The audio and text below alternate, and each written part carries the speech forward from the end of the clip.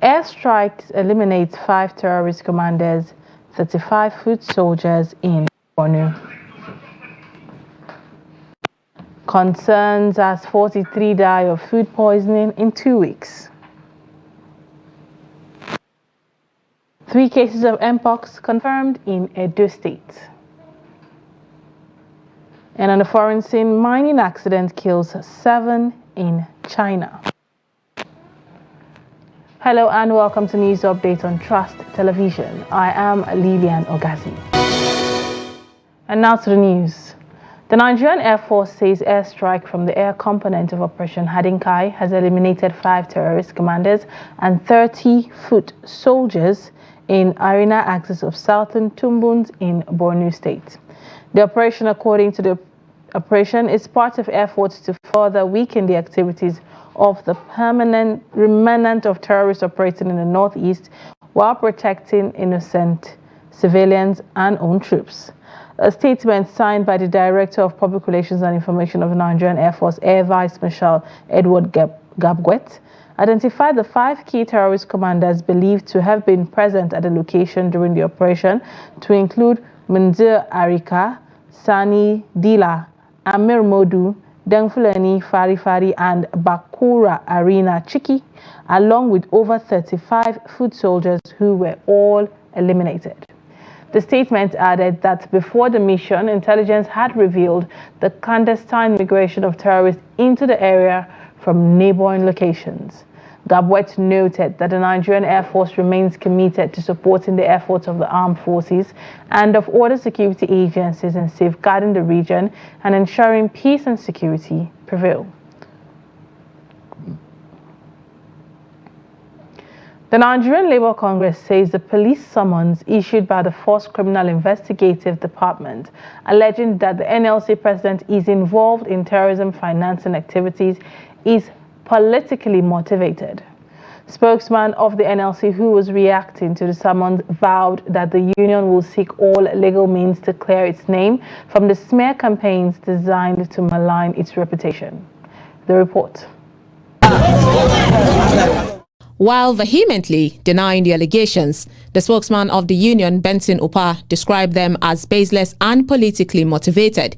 Upa maintained that given the NLC's role as a peaceful advocate for workers' rights, such allegations, if not properly addressed, will dent the image of the entire workforce of the country. We heard about that invitation through the social media, and we are as scandalized and embarrassed as any reasonable Nigerian can feel. This is coming as part of the process of intimidation. A social activist, Eze Onyekpere, says the action of the police has taken a rather confusing turn from the initial saga between the labor union and the police. It's a rather unfortunate situation because if you recall, the NLC did not take part or did not overtly support the last end-ban governors' protest because they had just come out of negotiations of the minimum wage. So it's a little bit of a surprise that after that, the NLC alleged that their office was ransacked. And it appeared to be an invitation to embarrass, because normally if you're inviting somebody, you could of course drop a letter with him. It's only when he fails to appear that you make it public or go to order for, get a warrant for his arrest so that you could bring him in to interview him. Meanwhile, the NLC President Joe Ajaero has asked for more time to engage his lawyers before honoring the invitation. Comrade Joe Ajaero will honor the invitation as a law-abiding citizen from a law-abiding organization, and that his honoring the invitation should not be construed as an acceptance of guilt. In the event anything untoward happens to Joe Ajaero or any executive or any member of the Congress, that Congress will respond by mobilizing its members for a major national strike. With the union vowing to defend its reputation and citizens' right, Nigerians are waiting for the charges to be filed as well as how the entire situation unfolds. Sumaya Abubakar, Trust TV News, Abuja. Now moving on, staying in line with its resolve to cut the cost of governance, President Bola Tinubu has approved an audit of Nigeria's delegation to COP28 in the United Arab Emirates last year. Special Presidential Envoy on Climate Action Andrew Ngelale revealed this to newsmen at the State House in Abuja on Tuesday. The envoy said that his office had collaborated with the National Council on Climate Change to establish a portal which will ensure that all members of the delegation across ministries, departments, agencies, and even the legislative branch of government would be transparently captured. Pointing out that there was some deliberate misinformation about the size of the delegation last year, Ngelale admitted that there were government officials who had no business at the meeting who came with significant delegations. So ahead of COP29, we have resolved and concluded that there will be no showcase pavilion as part of the federal government of Nigeria's cost reduction efforts. We recognize that what can be achieved in a showcase pavilion can be achieved in a far more economically efficient mode by effectively utilizing the delegation office that is on site within the conference complex. And this we will do. We have found that by taking that option, the nearly $500,000 showcase pavilion that was purchased for last year's COP28 will no longer be an item of expenditure in COP29. Meanwhile, President Bola Tinubu has approved the request from the Nigerian National Petroleum Company Limited to utilize the 2023 final dividend due to the Federation for petrol subsidy payment, according to a recent report. The cable reported on Monday that President Tinubu has also sanctioned the suspension of 24 interim dividends to the Federation to bolster NNPC Limited's cash flow. Additionally, the NNPC has informed the President that it will be unable to remit taxes and royalties to the Federation account for the time being due to the financial strain caused by the subsidy payment, which has labeled as a subsidy shortfall effects differential. Trust TV's Sagi Ibrahim chronicles the fuel subsidy in this explainer.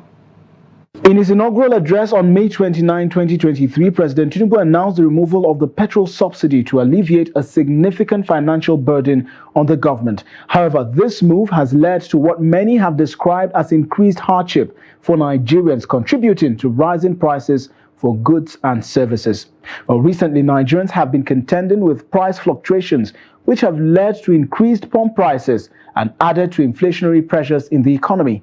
Successive governments, including military regimes, have faced opposition to the increase of fuel price and even subsidy removal. The Goodluck Jonathan administration, for instance, attempted to remove subsidy payments in 2012, raising fuel prices from 65 naira per litre to 141 naira per litre, a 116.92% increase. The Jonathan administration later yielded to pressure, reducing the pump price of PMS from 141 naira to 97 naira per litre, marking a 31.21% drop. In 2015, President Jonathan further reduced the price of PMS from 97 naira to 87 naira per litre, an additional 10.31% decrease. Well, in 2016, with the arrival of President Muhammadu Buhari, the price of PMS increased from 87 naira per litre to 145 naira per litre, a 66.67% jump. This increase was a response to global oil market fluctuations, which impacted the transportation cost at the time. The Buhari administration later raised the PMS price to 195 naira per litre, a 124% increase from the initial 87 naira per litre. Amidst controversy over the federal government stopping subsidy payments in June 2023, the PMS price in Nigeria saw a significant jump from 195 naira per litre to 557 naira per litre after President Tinubu announced its removal during his inauguration address, an increase of 185.6% from the previous administration's price. The price later rose to 617 naira per litre later in the year 2023. The Tinubu administration has been embroiled in controversy, with stakeholders continually accusing the federal government of paying subsidies through the back door, a claim it has denied. However, reports regarding the President's directive to the NNPC Limited on utilizing the 2023 dividends due to the Federation for subsidy payments have been denied by the NNPC Limited. However, this decision comes amidst ongoing petrol shortages in the country, which is worsening transport woes for Nigerians. Now, moving on from that, health experts have raised concerns over the surge in cases of malnourished children across Nigeria, especially in the northeastern region. In Bauchi State, reports indicate that households are not far from becoming victims of menace due to the economic hardship in the country. In this report, Trust TV's Adamu Imam examines how households are managing to avoid being malnourished amidst the high cost of essential commodities. Let's take a look at the report. According to a report by the United Nations Children's Fund UNICEF, there is high number of malnourished children in Nigeria, hence the need for concerted effort by all stakeholders to address the menace. As part of addressing the menace, parents in Bauchi State are urging the government to fix the hunger in the land through viable economic policies that will revamp the economy. It is always a struggle to feed the family. So if we are unlucky to get them, we exercise patience and think of other ways to get food. I have 2 wives and 3 kids, apart from those that have married and left the house.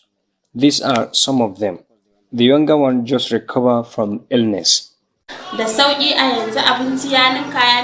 price of foodstuff has multiplied and put us in a very difficult situation. Our husbands go out for menial jobs and on daily basis, but unfortunately, some days they come back empty-handed. On days like that, we do understand and pray for God's intervention. I have 1 wife with 5 children. Honestly, my salary is nothing to write home about, because as soon as I buy a little quantity of food, everything is gone. I decided to remove my children from private to government school so that we can save a little money to feed them. We are appealing to the authorities to improve government schools within our community. If you go behind our houses, there used to be a green plant called tafasa. It is no longer there because people are now using it as food. We have never experienced this before. Getting 3 square meals a day is no longer in our menu because we only eat once or twice. I can't recall when we eat 3 times a day in our home. As I'm talking to you now, that leaf has become hot cake in our markets. Experts are calling for a strategic policy shift by government at all levels to improve the living standards of Nigerians who have been bedeviled by multidimensional poverty in Nigeria. Adam Imam, Trust TV News, Bauchi. Away from that, a surge in suspected food poisoning cases across Nigeria has sparked nationwide alarm, with fears of chemical contamination and poor hygiene practices in food processing. In just 2 weeks, 43 people have tragically lost their lives and many more remain critically ill. Public health experts and nutritionists are now calling for stricter food safety regulations and heightened awareness. Recent reports have revealed fatal incidents in Sokoto, Kano, Kogi, Anambra, Nasarawa, Kwara State, and in Kwara, a 70-year-old woman, her son and 2 grandchildren died after consuming a yam flour meal in Eruda, Ilori West. Days later, a mother and her 3 young children died after eating rice in Oshin, Ilori. Similar tragedies unfolded in Anambra, where a mother and her 4 children died after a meal in Nnewi North, and in Sokoto, where 2 families perished after consuming cassava dishes. In Kogi, 6 people died after eating contaminated cassava flour in Adavi local government area. Health officials like Kwara's Commissioner for Health, Dr. Amina El Imam, have linked some of these deaths to chemical food poisoning under processed cassava. With lives at stake, the need for improved food safety and hygiene practices has never been more urgent.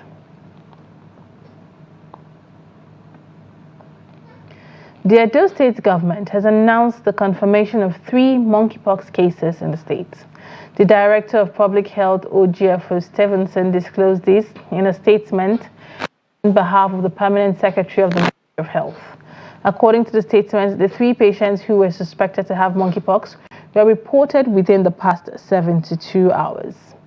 The affected individuals have been isolated and are currently receiving treatment at the Irua Specialist Teaching Hospital and Edo State University Teaching Hospital, Auchi, the statement added. The government urged residents to adhere to stringent infection prevention and control measures, such as regular hand washing with soap and water or using alcohol-based sanitizers, disinfecting surfaces and objects, managing waste properly, and practicing respiratory hygiene by covering the mouth while coughing and sneezing, and wearing masks in crowded areas. As part of efforts to address the effect of climate change, including flooding and desertification that threatened both people and agricultural productivity in Jigawa State, the state government is partnering the House Committee on Ecological Fund to enhance climate resilience and adaptation strategies. Here's the report. The collaboration between Jigawa State and the National Assembly, represented by the House Committee on Ecological Fund under the leadership of Honorable Aminu Sani Jaji, will provide Jigawa with access to vital resources to tackle its ecological challenges. The state has long been affected by climate change-related issues such as flash flooding, desertification, and gully erosion, all of which hinder economic progress. Not only because the Jigawa is located among the Sahel states, but because of the challenges that are encountered in Jigawa State and the passion that we have in addressing such ecological challenges and some other biodiversity ecosystem that need to be addressed. But we look at so many measures and indicators that made it to be possible during our analysis and assessment that where and which state that we are going to visit in order to mitigate some of these challenges. So this is the impact of flood in Jigawa State. As of today, out of the 14 local governments, the government was able to reach about 9 local governments with special aids, assistant, relief materials, medical assistance, and the committee are still working. I'm sure by end of today or tomorrow, all the 14 local governments will be reached and will be assisted with the relief material, resettlement, food, mosquito net, beddings, and also medication, and also water and temporary latrines. During the committee's visit to Jigawa, they assessed some of the worst affected areas to understand the extent of the damage to both residential areas and farmland. The committee has pledged its full support to help Jigawa State overcome these pressing ecological challenges. This is News Update coming to you from Trust TV. Coming up, we'll be looking at Daily Trust MacArthur Foundation's training journalists in budget tracking and investigation. This and more when we return this day. You are welcome back. If you're just joining us, this is News Updates coming to you from Trust TV. Let's take a look at our headline stories again. Airstrikes eliminate 5 terrorist commanders, 35 foot soldiers in Borno. And concerns rise as 43 die of food poisoning in 2 weeks. Now moving on to other stories. In observance of the 2024 World Humanitarian Day, the United Nations, in partnership with the Adamawa State government, has made an urgent call for enhanced protection for aid workers. Speaking at the event, United Nations Resident and Humanitarian Coordinator Mohammed M. Fall, alongside the Adamawa State Governor Amadu Umaru Fintiri, emphasized the growing risks faced by those delivering vital aid in conflict zones and disaster-stricken areas. They stressed the need for stronger measures to ensure the safety and security of those humanitarian heroes whose efforts are crucial in alleviating the suffering of vulnerable populations. Gibson Swadigo reports from Yola. According to the 2024 report on the protection of civilians in armed conflicts, over 4,500 civilians lost their lives due to ongoing conflict in northeast Nigeria in 2023. This alarming statistic is part of a global trend that saw 288 workers killed across 33 countries last year, making 2024 as the deadliest year on record for the humanitarian community. In northeast Nigeria alone, 48 workers were killed, 6 were kidnapped, and 8 were wounded. During the World Humanitarian Day commemoration, Adamawa State Governor Ahmadu Umar Fintri, represented by his deputy Professor Kaleta Pofarauta, called for sustained efforts and support for finding durable solutions for displaced persons.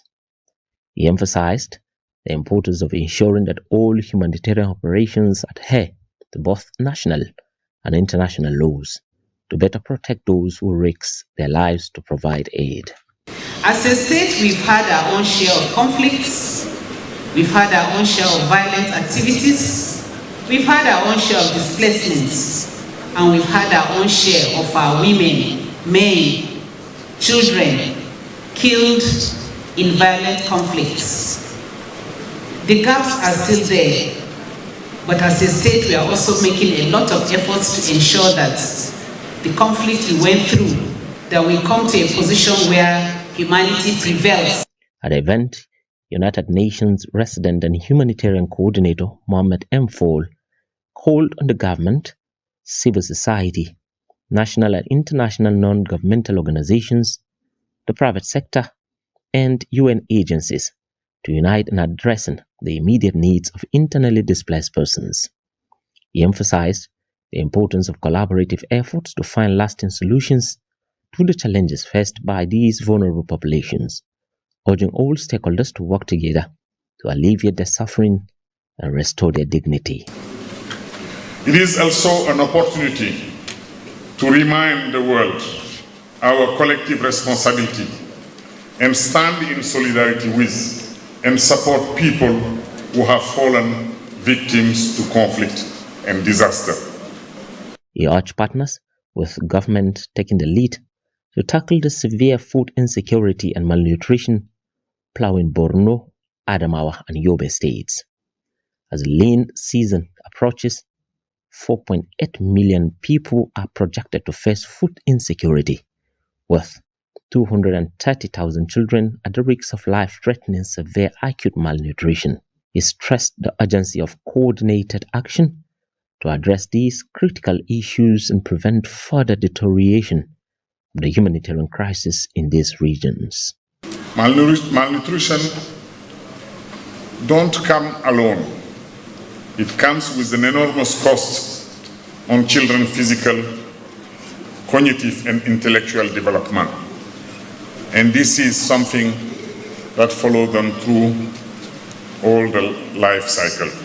This year's World Humanitarian Day theme pays tribute to humanitarian workers and the people they served and calls on global leaders to protect them. Gibson Adugu, Trust TV News, Yola. The Daily Trust Foundation is training no fewer than 20 journalists selected from different states of the Northeast states on budget tracking and investigation. The workshop, holding in Gombe State and supported by the MacArthur Foundation, aims to equip journalists with necessary skills involved in budget preparation, budget cycle, sources of revenue and expenditure, and tracking for accountability. The report. In a remark, the chairman, Daily Trust Foundation, Bill Yabala, expressed optimism that the training would equip journalists with the basic knowledge of data mining and analysis in order to enable them hold government at subnational levels accountable while aiming to bring good governance to the doorsteps of the masses. It's clear we are here to conduct training that MacArthur has made some grant for us towards teaching journalists or improving the skills of journalists towards budget tracking. That's what we have gone about 4 other zones in Nigeria, and this is the 5th zone that we are, so that we can assist journalists to track the budget. While commending Daily Trust and MacArthur Foundation for the training, the Gombe State Commissioner of Information and Culture, Mijinyawa Tilde, said the issue of budget tracking is a key component of good governance. Journalism, as well as we all know, plays a vital role in ensuring transparency and accountability in governance. In democracy like ours, the ability of the press to scrutinize public expenditure and track budget implementation is not just a right, but a responsibility. Though diligent reporting, journalists can shed light on the working of government, highlight areas of concern, and foster informed citizenry. Participants noted that the budget training was imperative for them as it will help them better report issues around budgeting. In situation where journalists are trying to do kind of investigative journalism, like they said, maybe after this break, they are going to take us through data mining, where a journalist can source for additional information to back off his investigative reporting skills. Well, this training is one of the most important training I have ever attended. Budget tracking training is actually one of those training needed for journalists to look in at the current situation we are. And I must commend at the same time Daily Trust Foundation and of course the donors MacArthur Foundation for organizing this training for the journalists in the northeastern part of the country. The training has been really productive. You know, as a journalist, we are supposed to hold our leaders accountable since we are voicing the voice of the voiceless. The 3-day training on budget tracking is expected to help journalists track budget for transparency. And now 2 stories outside Nigeria. A mining accident in southwest China on Wednesday killed 7 people and left 1 other trapped, according to state media. State broadcaster CCTV said the incident occurred at around 10 a.m. as workers were closing a ventilation shaft at a coal mine in the city of Lishan, Sichuan province. The outlet did not give details of what happened, but said the accident initially trapped 8 people. Mine safety in China has improved in recent decades as the media coverage of major incidents, many of which were once overlooked. However, accidents still occur frequently in an industry where safety protocols are often lax, especially at the most rudimentary sites. A major disaster happened in February last year when a slope at an open pit coal mine in Inner Mongolia region suddenly collapsed, burying dozens of people and vehicles. State media later reported an official as saying 53 people were dead or unaccounted for when search and rescue work concluded 2 weeks later.